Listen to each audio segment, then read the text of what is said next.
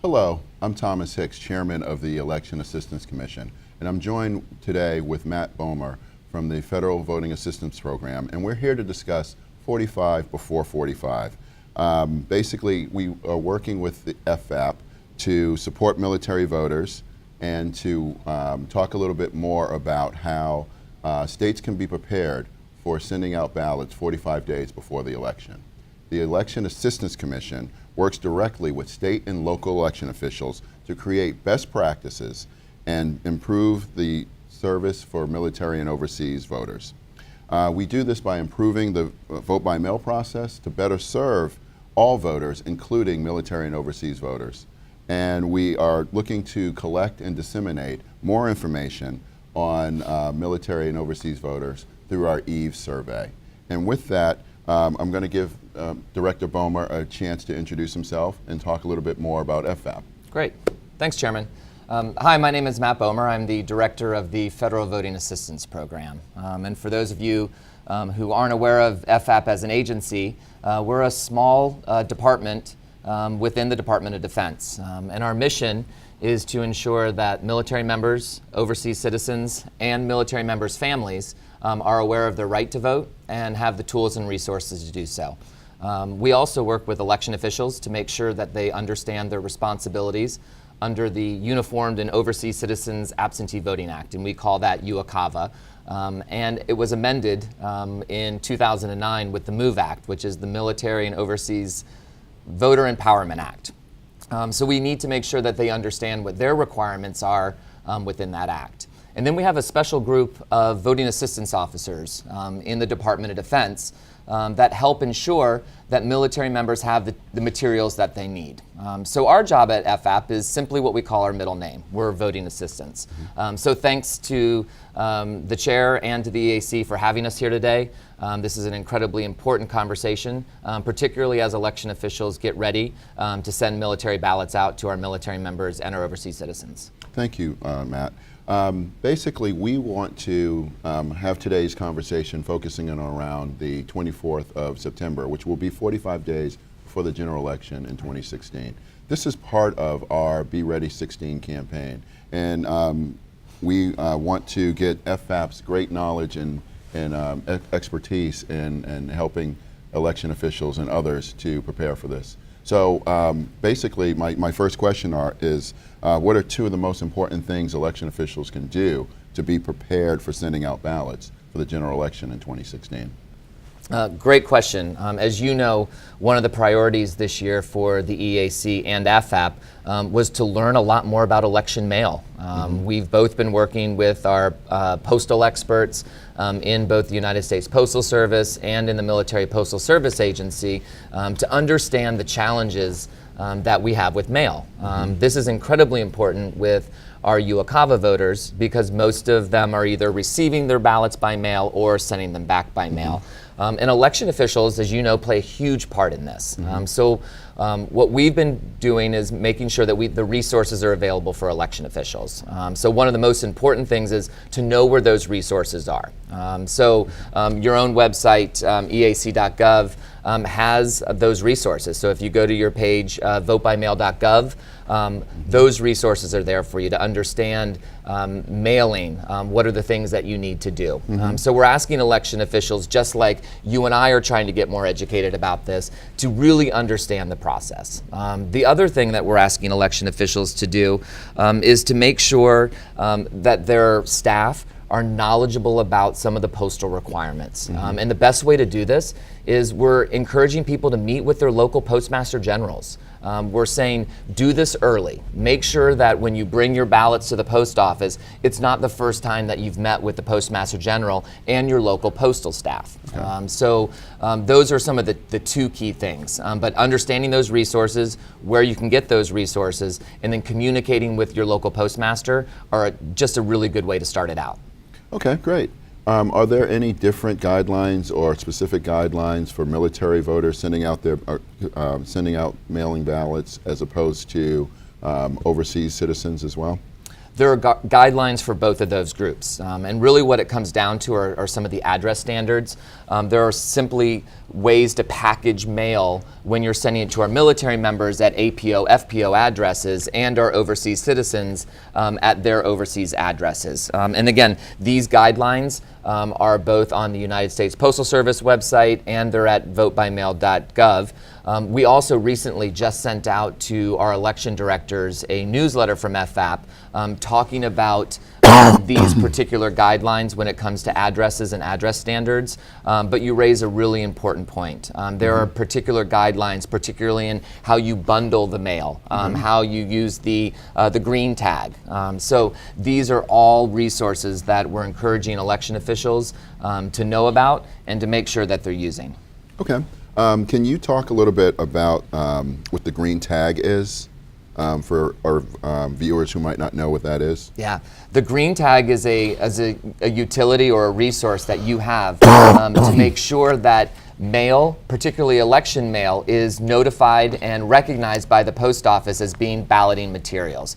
So this sends a signal to the post office that this is really important, particularly in bulk mail situations. So again, this is a resource that is available to all of our election officials with all election mail. So not only is this a tool for your UOCAVA voters, but this is a tool for all mail. One of the tools that are available particularly for our UOCAVA is what we call the postage paid indicia. Okay. And what we need to make sure is that local post office understand that postage paid indicia is both valid for military mail and overseas citizen mail. There's lots of confusion about this in the postal world. So this is an example of talking with your local postmaster general early. This is also a great example of making sure that your UOCAVA ballots are included in your sample ballots, right? So you want to make sure that any issues that the post office may see with your piece of mail are identified when you do those sample ballots. Okay, great. Speaking of communication, I think that it's always said that communication is the key to a successful relationship. So do you have recommendations or are there best practices for how election officials can communicate with UOCAVA voters? Yeah, you hit the nail right on the head, Chair. This is something that we're emphasizing to election officials, and you put it brilliantly. Communication really is key, and we're asking election officials to not only pick up communication with our voters, but to create points of communication. We know that our voters who aren't here in their local voting areas, that's what makes them part of our UOCAVA voting population. So they're disconnected from the voting community. So we're asking election officials to say communication is really important for this group of people. We're also asking our military members to provide email addresses to election officials when they're filling out their federal postcard application. This will not only allow for an electronic delivery of a blank ballot, but it also gives election officials the opportunity to communicate. So we want to make sure that our military members are aware of deadlines, aware of dates, and election officials, particularly the local election officials, really are that knowledge base for our military and overseas voters. So communicate, not only when things are going well, but sometimes when there are issues and problems. Let our voters know. As you're aware, we're really concerned, and one of the things that we've been talking to our election officials about is the need for our military members to be confident that their ballot was counted. So part of this communication that we're stressing is to communicate when their ballot has been accepted. So we're asking election officials to put themselves into the minds of a military members who may be sending that ballot from Afghanistan or Iraq. And to notice that once they put that ballot into the military postal service system, that it has to go through that system into the United States Postal Service, all the way to their local post office, then to the local election official's office. So you can understand how they could have some doubts about whether that ballot really made it. So a simple email communication back to our military members saying, we've received your ballot, is something that we think would be really successful and really go a long way to not only good customer service, but to ensure that our military are confident that their ballots are being counted. You were talking about election officials, but what are some of the tips for voters to ensure that they receive and return their ballots in a timely manner? Act early. It's one of the key messages. Our voters are in a situation where they can't just walk into a polling place if there's same-day registration and then vote. Because they are distant and away from their voting location, they need to act early. Some of our military members are overseas, and one of the messages that we're doing is register, register, register. If they didn't register during the primary season, now's the time to do it. We're pushing early registration. We know that states and territories all have different registration dates, which are available on fvap.gov if they need to find those. Their voting assistance officers will know those dates as well, but it really is right now about registering. That message will change later in the election cycle, approximately 30 days before the election, to let our voters know that if for some reason their ballot didn't arrive, that there's a backup for them. It's what we call the federal write-in absentee ballot. It's an emergency ballot. So to our election officials, help us get that word out to our voters, which is there is a backup in case your ballot doesn't arrive. We're sending that same message to our voters as well. Can you talk a little bit more about what the Federal Postcard Application, FPCA, is related and its related recommendations? Absolutely. As you said, the Federal Postcard Application, we call it the FPCA, is what our voters use, and that's our military members, their families, and U.S. citizens living overseas. It's what they use to both register and request an absentee ballot. We are recommending to our voters that they fill that out. For our military members in particular, every January 15th, we're asking military members to redo an FPCA to ensure that all the information is accurate. Also, during Armed Forces Voter Week, during our Overseas Voter Week and Absentee Voter Week, we're really stressing these are key times and key communication tools for people to fill out that federal postcard application. When a military member moves, we're asking them to refill out a federal postcard application so that election officials can make sure that they are sending ballots to that proper address. So those are some of the key recommendations for our voters concerning the FPCA. Okay. What are your hopes for participation with military and overseas voters for this election season? Yeah, thanks. I've got lots of hopes for this election season, but when it comes to participation, my biggest hope is that everyone who wants to participate can participate. So this is all about if a voter expresses that desire, they've registered to vote, they've requested their absentee ballot, that they get that ballot and they return it and it's counted. If they don't get their ballot, that they know and they're aware that there is that backup ballot. So it's about making sure that our voters are aware of all the resources that we provide them. My hope is that we're doing enough, that our voters are aware of those resources. As you know, FVAP has got a ton of resources on fvap.gov, not only for our voters, but for election officials and our voting assistance officers. And my hope is that people know that they're there. We know from our own research that people who use the fvap.gov website are more likely to return their ballot. So we've been working on key awareness of that website. So all of our marketing, all of our communication, our social media is pushing people to fvap.gov. So Matt, 32 states have some form of online voter registration. Would you recommend that military and overseas voters use this system, if it's available from their states, to check their registration or to register online? It's a great question. The caution here is to make sure that our military members and our overseas citizens don't lose their federal protections by using one of these online registration systems. What we're asking states, and we've been working with election officials through a cooperative agreement with the Council of State Governments, is to ensure that if they have online registration systems, that they have classifications for military and overseas citizen voters. So that if a voter does use those systems, and we certainly know and encourage the use of those systems, that they don't lose those federal protections. Specifically, what we're talking about here today is that protection of a 45-day before the election that they receive their ballot. Okay, great.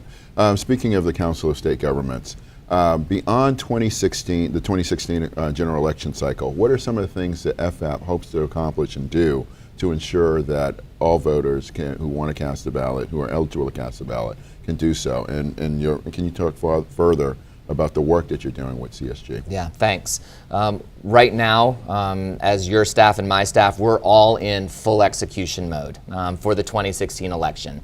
Our federal partners, our state and local election officials, right now, everyone is in high gear to make sure that the 2016 election cycle is everything that we all want it to be. But that doesn't mean that we're not looking into the future. A lot of our efforts, including the efforts that we're doing with election officials, are all about the future.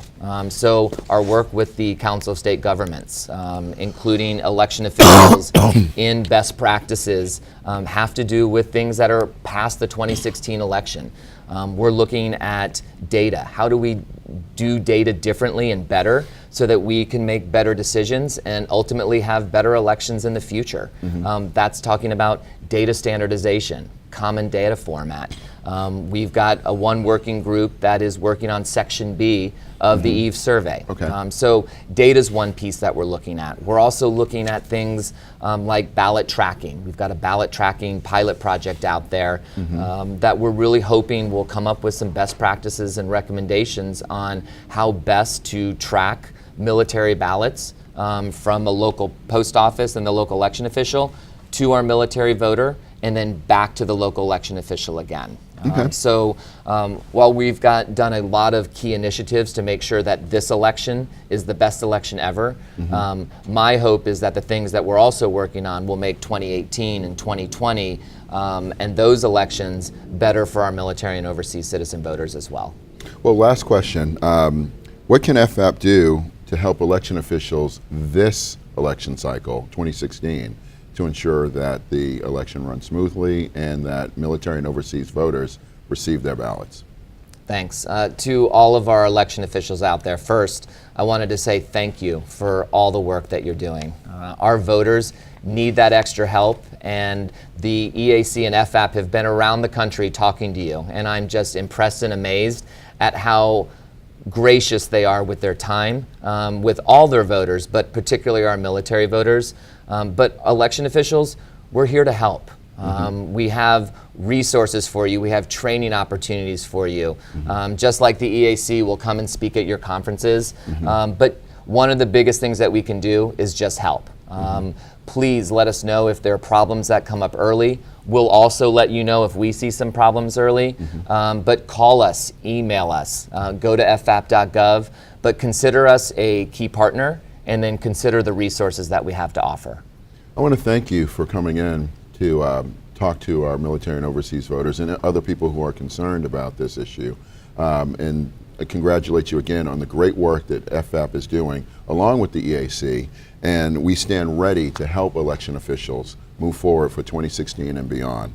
And I encourage everyone out there to look at eac.gov and ffap.gov for more information on this important topic.